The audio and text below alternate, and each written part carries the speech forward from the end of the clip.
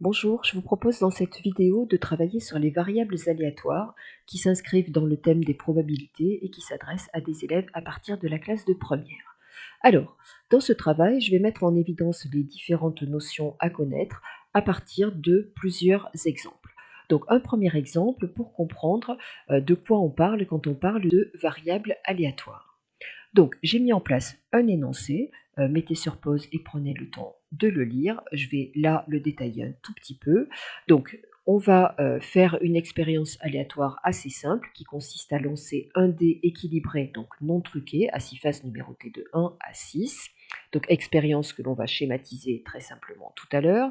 Et sur cette expérience aléatoire, eh bien, on vient mettre par-dessus une règle du jeu qui a été donc décrite par les 3 phrases ici et qui consiste à ce qu'un joueur d'abord mise 1 euro, il lance le dé, si la face supérieure du dé fait apparaître un chiffre impair, il perdra 2 euros, ne pas oublier qu'il aura misé donc il perdra aussi sa mise, et par contre si la face supérieure du dé fait apparaître un chiffre pair, il gagnera le montant en euros correspondant au chiffre obtenu, ne pas oublier quand même que sa mise sera bien évidemment perdue. Et la variable que l'on définit, cette variable x, eh bien c'est celle qui correspondra au gain algébrique du joueur. Pourquoi on parle de gain algébrique? Parce que ce gain sera tantôt positif si le joueur gagne de l'argent ou négatif s'il en perd. Allez, rentrons dans le vif du sujet. Donc, on a dit que cette expérience, on allait la schématiser, ce qui est le propre d'un travail en probabilité. Et puisqu'on a ici un seul lancer de dés, eh bien, on peut schématiser par un arbre qui fait apparaître les 6 issues possibles, obtenir 1, 2, 3, 4, 5 ou 6. Voilà notre expérience elle-même du lancer de dés. On vient là-dessus rajouter une règle du jeu et donc on va prolonger cette schématisation. Alors, s'il est possible de changer de couleur, vous le faites. Là, je n'en ai pas la possibilité. Donc, je vais garder la même couleur et faire apparaître les valeurs de notre gain algébrique. Donc là, il s'agit de bien lire l'énoncé et de bien comprendre eh bien, comment on fait correspondre à chacune des issues de notre expérience du lancer de dés, eh bien, un nombre par cette règle du jeu. Donc l'énoncé nous a dit, si lorsque le dé est lancé, on obtient un chiffre impair, le joueur perdra 2 euros. Donc s'il obtient 1 au lancer de dés, il perdra ses 2 euros et sa mise. Donc la valeur de x sera moins 3. Même chose s'il obtient 3 ou s'il obtient le chiffre impair 5. Si le joueur obtient 2 au lancer de dés, donc il gagnera la somme correspondant au chiffre, donc plus 2, mais il aura perdu sa mise, donc la valeur de x correspondante sera 1. Si le dé donne 4, eh bien le joueur gagnera plus 4 moins 1, et donc 3. Donc le moins 1 vient de la mise qui est perdue d'office. Et donc ici, la valeur de x pour l'obtention de 6 sera égale à 5. Donc ça veut dire que notre variable x prend les 4 valeurs suivantes que l'on classe en général dans l'ordre croissant, moins 3, 1, 3 et 5. Et en fait, ce qu'il faut comprendre, et je pense que c'est relativement visible ici, c'est qu'en fait, le rôle d'une variable aléatoire consiste en quoi? Eh bien, à chaque issue de l'expérience aléatoire, donc à chaque élément de l'univers. Ici, l'univers est constitué des 6 issues, obtenir 1, 2, 3, 4, 5 ou 6. Eh bien, on est venu, grâce à l'énoncé, faire correspondre un réel et un seul. Donc effectivement, à l'issue 1, comme à l'issue 3, et à l'issue 5, eh bien, on est venu faire correspondre le réel moins 3. À l'issue 2, on est venu faire correspondre le réel 1. À l'issue 4, on est venu faire correspondre le réel 3. Et à l'issue 6, on est venu faire correspondre le réel 5. En fait, une variable aléatoire, Donc pour nous, dans la schématisation, ça a été relativement simple. D'un point de vue théorique, eh bien, fabriquer une variable aléatoire, c'est en fait fabriquer une fonction qui va de l'univers oméga dans l'ensemble des réels et qui, à chaque issue, sans aucune exception, fait correspondre un nombre et un seul. Donc c'est ce qui est écrit en rouge. L'ensemble des valeurs prises par la variable x se notera parfois x oméga, et pour nous, donc ce fameux x oméga est constitué de l'ensemble formé de -3, 1, 3 et 5. Et au niveau d'un point de vue notation des événements, eh bien pour chaque valeur k de cette variable x, l'événement, la variable prend la valeur k, ça se notera soit avec des accolades, soit avec des parenthèses, tout dépend un petit peu de l'ouvrage. Et donc, cette notation désigne la variable x prend la valeur k. Voilà ce qu'est une variable aléatoire. Donc, c'est une fonction qui va de l'univers dans l'ensemble des réels. Que faut-il connaître sur une variable aléatoire? Eh bien, il faut savoir que la plupart du temps, on va vous demander de donner sa loi de probabilité. Alors, qu'est-ce qu'on entend par loi de probabilité d'une variable aléatoire? Eh bien, c'est tout simplement être capable de donner toutes les valeurs prises par cette variable. Donc ça, vous l'aurez la plupart du temps fait par une schématisation qui va montrer clairement comment on associe un réel à chacune des issues. Et une fois que les valeurs auront été listées, eh bien, être capable de donner et de justifier la probabilité pour que x prenne chacune de ces valeurs. Probabilité que l'on va noter, donc P de x égale xi, ou plus simplement PI. Une fois que donc, notre schématisation est faite et que toutes les explications sont données, eh bien, la loi de probabilité souvent se résume par un tableau comme celui qui est présenté ici. Voilà, avec en première ligne les valeurs de votre variable placées dans l'ordre croissant. En deuxième ligne, la probabilité pour que x, la variable, prenne chacune de ces valeurs.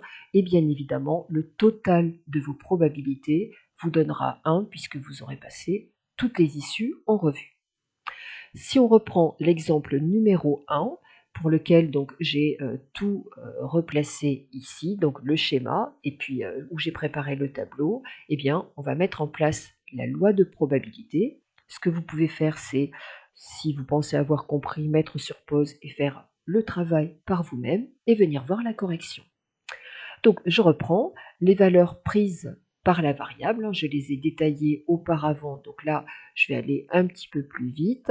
Donc, les valeurs prises par la variable étaient celles que je suis en train d'écrire ici, correspondantes chacune aux issues qu'il faut. Donc, quand on donne la loi de probabilité de x,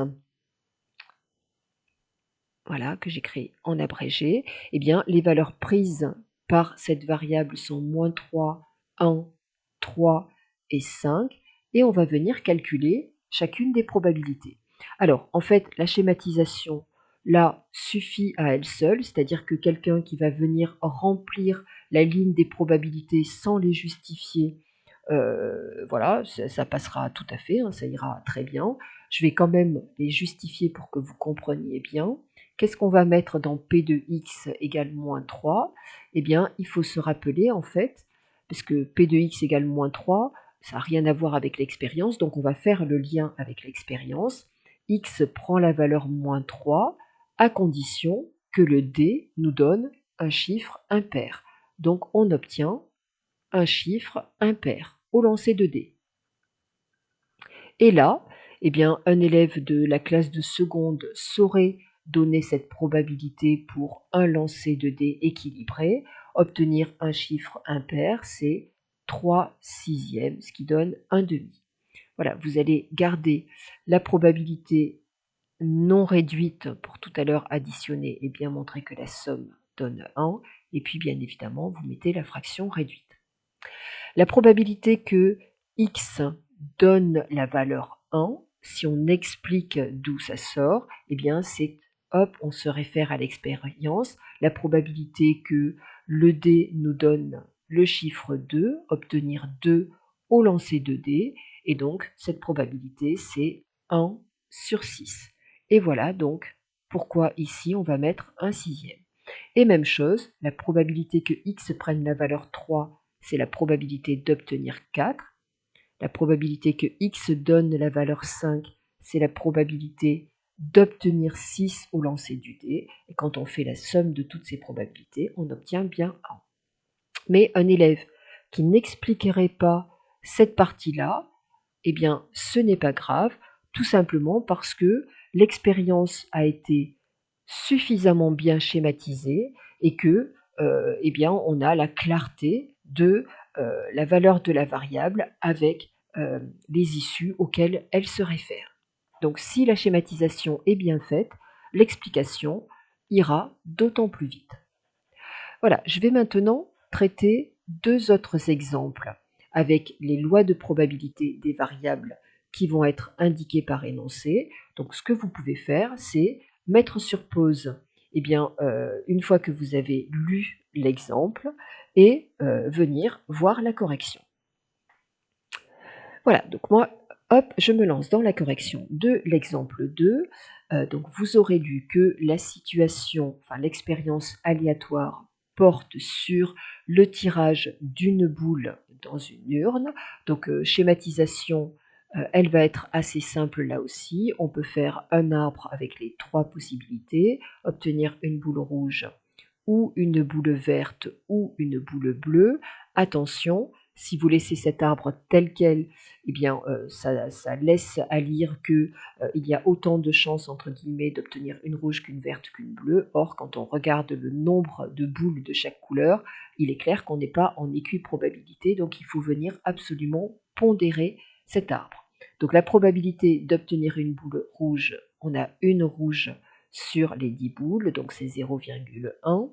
La probabilité d'obtenir une boule verte, on a 3 boules vertes sur les 10, donc une probabilité qui vaut 0,3. Et la probabilité d'obtenir une boule bleue, 6 boules bleues sur les 10, donc une probabilité qui vaut 0,6. Voilà pour l'expérience elle-même. Maintenant, on va aller lire ce que représente la variable. Donc on mise 2 €, mise qu'on va perdre systématiquement. Une boule rouge rapporte 10 €, donc hop, valeur de x, et on sait que x va représenter le gain algébrique du joueur. Donc pour l'obtention d'une boule rouge, eh bien, le joueur aura gagné 10 €, mais il a perdu sa mise, donc la valeur de x correspondante sera 8. Pour l'obtention d'une boule verte, alors attention au niveau de la lecture, on nous parle d'une boule bleue, donc je vais aller sur une boule bleue. Pour l'obtention d'une boule bleue, eh bien, il perdra 1 €, mais il a aussi misé, donc il perd sa mise, et donc le joueur aura pour valeur de x moins 3. Et lorsque il tire une boule verte, il ne perdra, il ne gagnera rien, donc 0, mais il y a quand même la perte de la mise, donc la valeur de x sera moins 2. Vous avez donc les différentes valeurs que va prendre la variable x, donc la loi de probabilité de x. Les valeurs, on va les mettre dans l'ordre croissant, donc moins 3, moins 2 et 8. Et les probabilités, eh bien, il suffit tout simplement de se rappeler que la probabilité que x prenne la valeur moins 3, et ça vous ne serez encore une fois pas obligé de l'expliquer puisque vous avez fait votre schématisation, c'est la probabilité d'obtenir une boule bleue.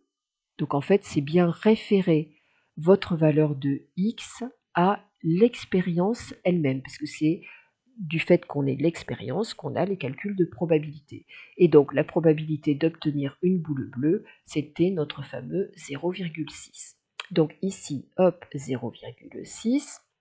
La probabilité que x prenne la valeur moins 2, c'est la probabilité de tirer une boule verte, donc 0,3. La probabilité que x prenne la valeur 8, c'est la probabilité de tirer une boule rouge. Et quand on fait la somme des probabilités, on trouve bien 1. Voilà pour cette expérience, cette variable aléatoire et sa loi de probabilité. J'efface ça et on va passer à l'exemple 3, voilà, qui va être un petit peu plus long. Il fallait mettre un exemple où l'expérience était un petit peu plus conséquente quand même. Hop, le voici. Donc, un exemple 3 qui cette fois-ci va se schématiser par un tableau à double entrée, puisqu'on est sur une salle de sport qui propose 3 salles d'entraînement, la salle Fit, la salle Strong, la salle Zen, avec des prix d'abonnement mensuel pour chacune des salles, et puis elle propose en plus un coaching personnalisé, donc avec coach ou sans coach. Voilà, prenez bien le temps de lire l'énoncé, donc mettez la vidéo sur pause, faites le travail de votre côté, cela vous rendra actif dans le visionnage de cette vidéo et ça vous permettra de valider si vous avez bien compris ce qu'on entendait par variable aléatoire ou pas. Donc, je vais pour ma part remplir ce tableau déjà par les effectifs et on viendra rajouter la variable aléatoire pour chacune des issues possibles. Donc, on nous disait que dans cette salle, il y avait 500 adhérents et on nous disait aussi que chaque adhérent ne peut s'inscrire que dans une des salles. On nous disait que 225 sont inscrits dans la salle Fit. Attention à la lecture de l'énoncé, à bien placer les nombres là où il faut. 60 sont inscrits dans la salle Zen. Les autres, donc 215 dans la salle Strong. On nous disait que parmi les utilisateurs de la salle Fit, 9 sont inscrits avec coaching personnalisé. Donc ça veut dire qu'il en reste 216 sans coaching. Vous voyez que j'ai fait des grandes cases. Pour quelle raison? Parce que je vais aussi venir mettre les valeurs de la variable dans ce tableau. Pour que tout à l'heure, quand on calcule les probabilités, eh bien, on voit exactement telle valeur de la variable est associée à tel résultat de l'expérience aléatoire qui consiste à choisir un adhérent au hasard. On nous a dit ensuite que 43 des utilisateurs de la salle Strong utilisent un coaching personnalisé, donc 172 travaillent sans coach. Et puis pour la salle Zen, donc il y en avait 48 avec coach et 12 sans coach. Voilà, on fait le total. Ici, on a 100 individus et donc ici 400. Voilà, donc ça, ce sont les effectifs. Ce qui va être important, c'est de mettre une légende. Vous allez voir apparaître, hop, je l'avais préparé. Donc, une légende qui va mettre en évidence la différence qu'il y a entre les effectifs et puis les valeurs de la variable. Alors, si vous avez de la couleur, utilisez plutôt de la couleur pour écrire votre variable aléatoire. Moi, je vais ici l'entourer. Donc l'énoncé nous a dit tarifs mensuels d'abonnement sont les suivants, donc 60 € pour la salle Fit, et attention, quand il y a un coach personnalisé, cela coûte 20 € de plus. Donc ça veut dire que notre variable X prendra ici la valeur 80. Voilà, et je vais entourer pour montrer que ici je travaille sur la variable. Pour la salle Strong, attention dans votre lecture, donc 40 € plus 20 avec coaching personnalisé, donc la valeur de X sera 60. Ici 50 plus 20, donc 70, et sans coach, donc là on aura 60, ici juste les 50, et ici les 40. Voilà nos différentes valeurs prises par la variable. Donc X prend les valeurs qui sont suffisamment visibles dans ce travail, et d'autant plus quand on les a mises en couleur, prend les valeurs, donc la plus petite 40, ensuite 50, ensuite 60 dans deux situations différentes, 70 et 80. On nous demandait dans cet énoncé de mettre en place la loi de probabilité. Eh bien, la loi de probabilité va être sous forme d'un tableau. Voyez ce tableau apparaître, il a déjà été préparé. Donc les valeurs de la variable x, je vais les reprendre et on les met bien dans l'ordre croissant. Voilà, donc ça c'est une habitude à prendre. 70 et 80. Et puis mes probabilités, vous voyez que j'ai prévu un tableau suffisamment grand parce que je vais, en même temps que je donne cette loi de probabilité, l'expliquer. Donc, la probabilité pour que x prenne la valeur 40, revient à quoi d'un point de vue expérience? L'expérience, c'était choisir un adhérent au hasard. Et donc, là, ça revient à choisir un adhérent de la salle Strong sans coach parmi tous les adhérents. Donc, en fait, ça veut dire que c'est choisir 172 adhérents parmi les 500. Et voilà, donc votre probabilité. Et quand on fait le calcul, cela donne une valeur exacte qui est 0,344. Probabilité que x prenne la valeur 50. C'est en fait la probabilité de choisir un adhérent de la salle Zen sans coach. Et donc, cela concerne 12 personnes sur les 500. Et quand on fait le calcul, cela donne 0,024. La probabilité que x prenne la valeur 60. Alors là, attention, il y a deux situations différentes. C'est soit choisir un adhérent de la salle FIT sans coach, donc 216 personnes sur les 500, ou alors choisir un adhérent de la salle Strong avec coach cette fois-ci, donc 43 personnes sur les 500. Voilà comment on calcule cette probabilité. Et vous voyez que dans mon tableau, je donne à la fois l'explication et le calcul lui-même. Donc cela fait 259 sur 500 et cela donne 0,518. La probabilité pour que x prenne la valeur 70, donc c'est choisir un adhérent salle de Zen avec coach, donc 48 sur 500 d'un point de vue probabilité, et c'est donc égal à 0,096. Et probabilité pour que x prenne la valeur 80, donc c'est choisir un adhérent Salfit avec coach, donc 9 sur 500, et c'est donc 0,018. Si on fait le total de ces différentes probabilités et vérifiez-le bien, cela donne 1. Et voilà notre loi de probabilité pour cette variable avec la loi de probabilité qui a été expliquée. Un élève qui ne mettrait pas ces différents calculs-là et qui donnerait immédiatement 0,344, 0,024, on va lui dire voilà, la loi de probabilité n'est pas justifiée et donc on ne va pas totalement valider. Donc vous pouvez faire l'explication au sein de votre tableau loi de probabilité. Voilà pour ça. Donc, il va nous falloir travailler maintenant sur d'autres demandes concernant les variables aléatoires.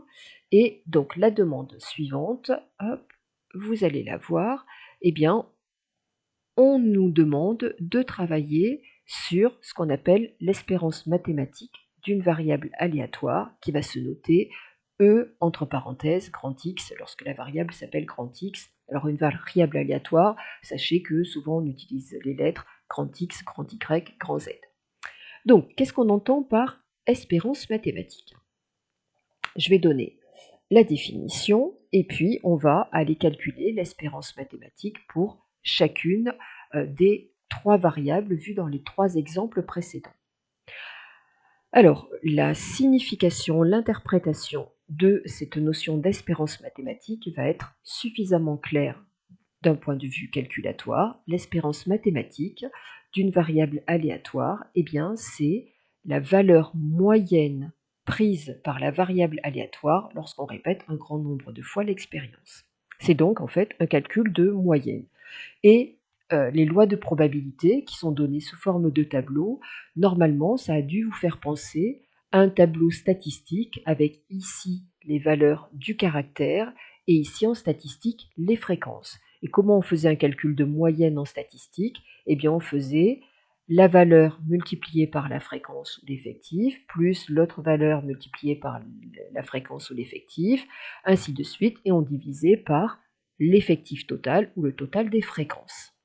On va utiliser exactement la même formule et au niveau division, comme le total des probabilités donne 1, eh bien en fait, il n'y aura pas de division puisque c'est une division par 1. Donc la formule de calcul va être la suivante x1 P1 plus x2 P2 plus x3 P3, pardon, etc. Et ce qu'on note aussi avec le symbole sigma, somme des xi pi, et s'il y a donc k valeurs prises par la variable, somme de i égale 1 jusqu'à i égale k. Voilà. Voilà comment on note de manière résumée. On va appliquer ça sur notre premier exemple et vous verrez que j'ai déjà tout préparé, donc j'ai redonné la loi de probabilité pour qu'on aille plus vite et on va venir calculer cette espérance et l'interpréter. Donc l'espérance, ce que je vous conseille, c'est d'aller redonner la formule, donc x1 P1 plus x2 P2 plus etc. Ce qui nous donne ici moins 3 fois, alors le mieux c'est de prendre le résultat non réduit puisque vous allez devoir faire des additions de fractions, et comme ça elles seront toutes au même dénominateur, plus 3 fois 1 sixième, et plus 5 fois 1 sixième. Lorsqu'on fait le calcul de tout ça, cela donne moins 9 sixièmes plus 9 sixièmes, et cela donne ici 0. Interprétation de ce calcul, donc revenir à ce que représentait la variable. La variable, c'était le gain algébrique. Donc l'espérance, c'est une moyenne, donc c'est le gain algébrique moyen sur un grand nombre de parties. J'écris en abrégé, un grand nombre de parties, le gain moyen du joueur, le gain algébrique moyen du joueur est de 0 €.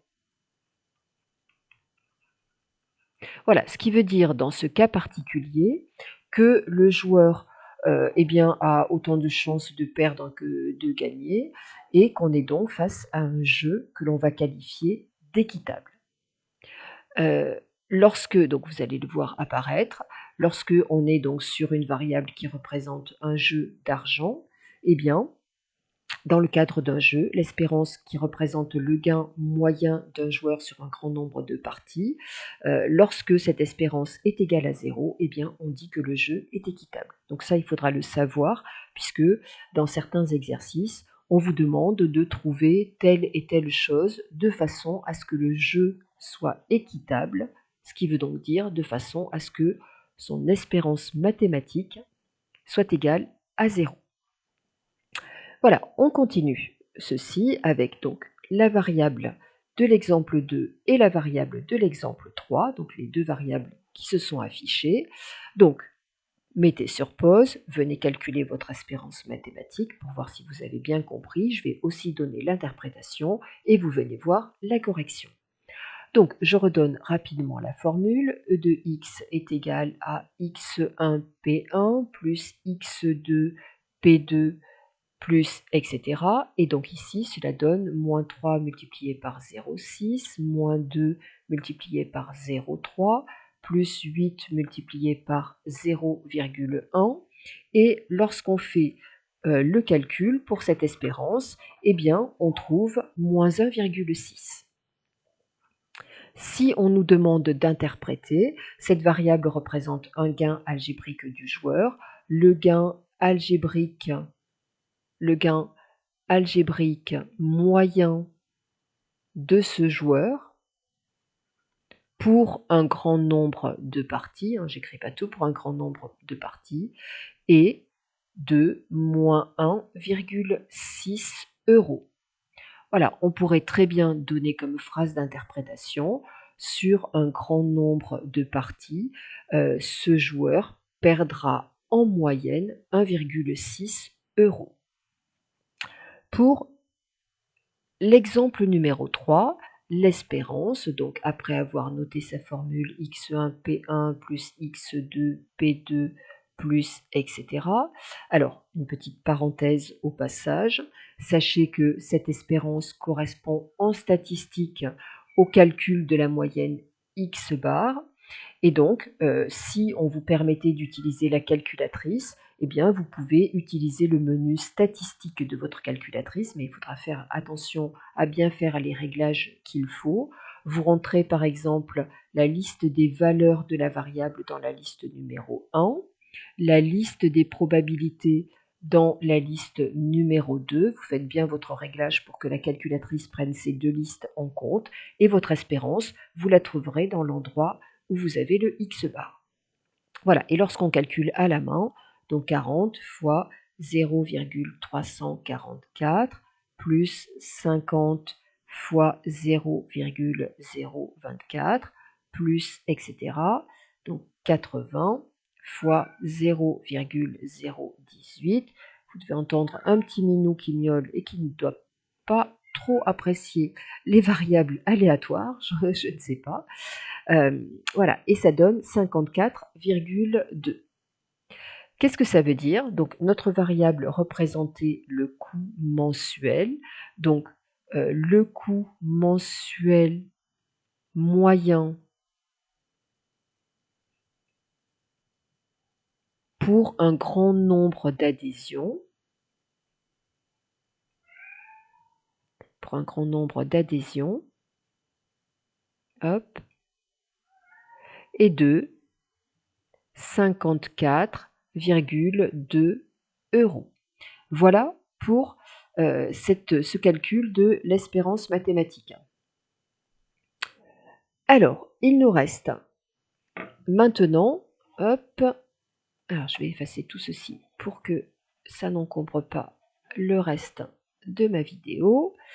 Voilà, il nous reste maintenant un autre calcul qui est le calcul de la variance et de l'écart-type. Ce sont aussi des notions que l'on voit en statistique et qui ont la même interprétation qu'en statistique. Donc, même chose, quand vous aurez le droit d'utiliser la calculatrice, vous pourrez obtenir l'écart-type, puisque la variance n'est qu'un intermédiaire, vous pourrez obtenir l'écart-type via la calculatrice.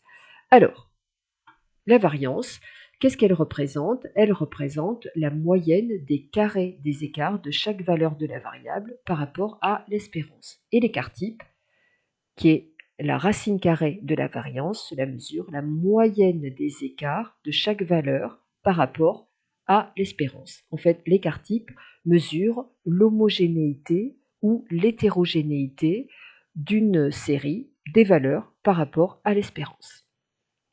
Quelle est la formule de calcul de la variance? Enfin, une des formules parmi les deux possibles. Eh bien, vous allez voir cette variance s'afficher.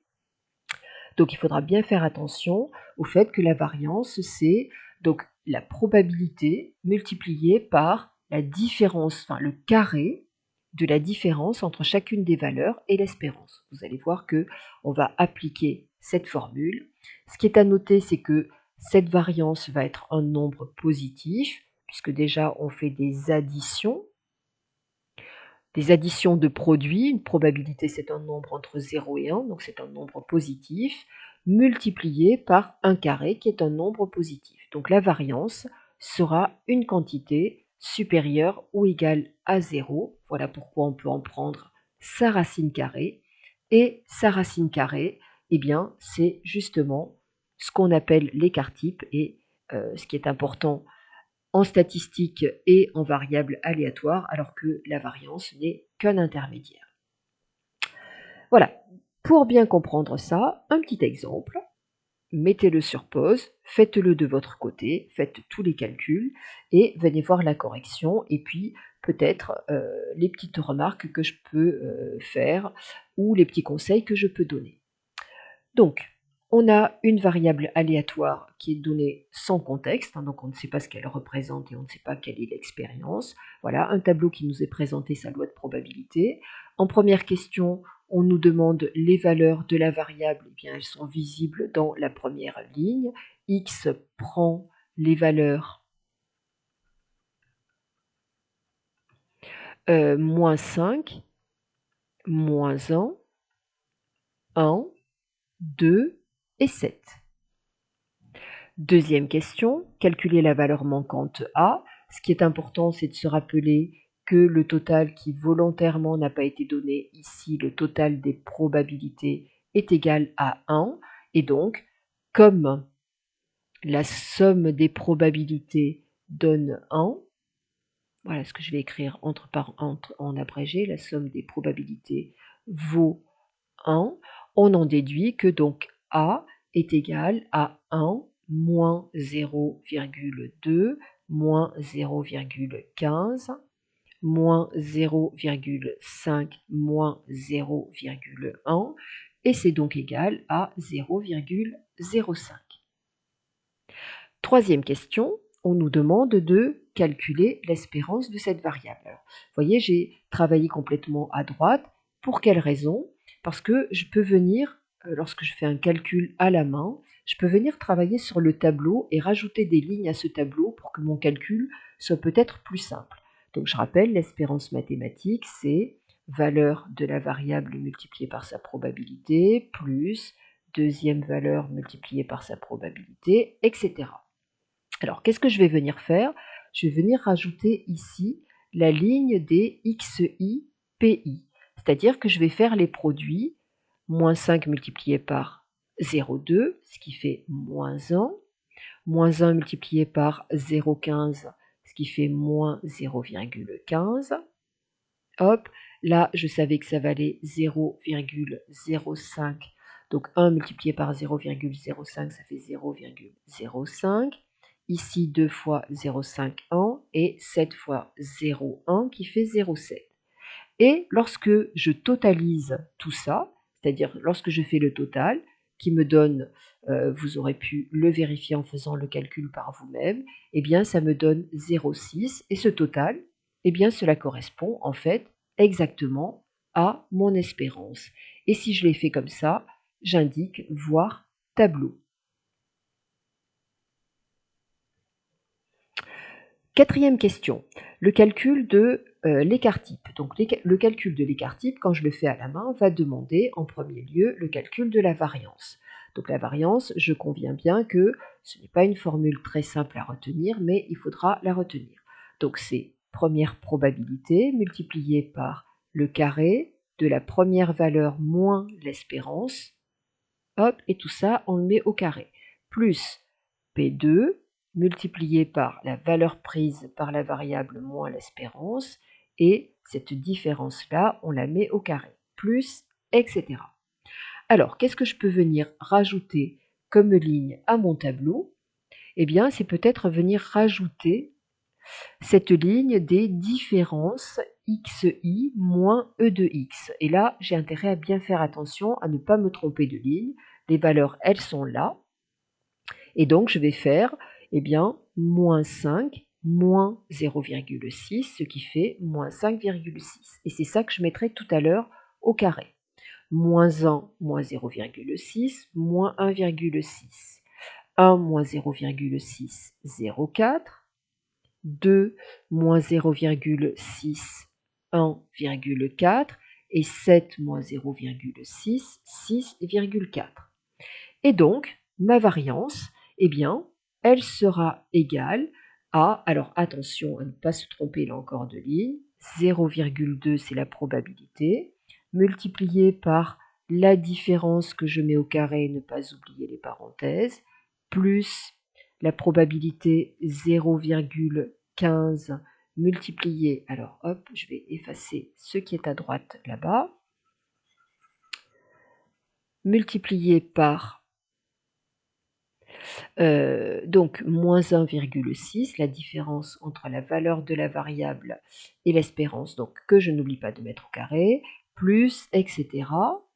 Et donc la dernière probabilité 0,1 multiplié par l'écart entre la valeur de la variable et l'espérance 6,4 que je mets au carré. Et lorsque je fais ce calcul-là, je trouve 11,74. Mon écart-type, je me rappelle du cours, c'est la racine carrée de la variance. C'est donc égal à la racine carrée de 11,74, ce qui est la valeur exacte, et en valeur approximative, quand je devrais donner une interprétation, mais ce sera mieux qu'il y ait un contexte, c'est à peu près 3,43. Ce qui veut dire qu'en moyenne, chaque valeur de la variable est écartée de 3,43, alors on ne sait pas si c'est des euros, des 3,43 unités par rapport à l'espérance qui est de 0,6. Voilà pour ce cours concernant les variables aléatoires dans lesquelles il manque une notion qui porte sur la linéarité de l'espérance que je diffère à un travail ultérieur. Donc, c'est maintenant terminé. Vous pourrez revoir calmement cette vidéo et refaire les exemples. Et ce qu'il va falloir, bien évidemment, c'est vous entraîner sur cette notion pour bien la maîtriser. Mais ça n'a rien de bien difficile si vous maîtrisez les probabilités d'un niveau classe de seconde. Une variable aléatoire, c'est juste quelque chose qui se rajoute par-dessus une expérience aléatoire basique, enfin de classe de seconde. Et on peut aussi mettre des variables aléatoires sur une expérience de première avec des probabilités conditionnelles. Mais en fait, c'est juste une règle du jeu qui se rajoute. Voilà, donc j'espère en tout cas que j'aurai été claire et je vous souhaite un bon travail. Au revoir.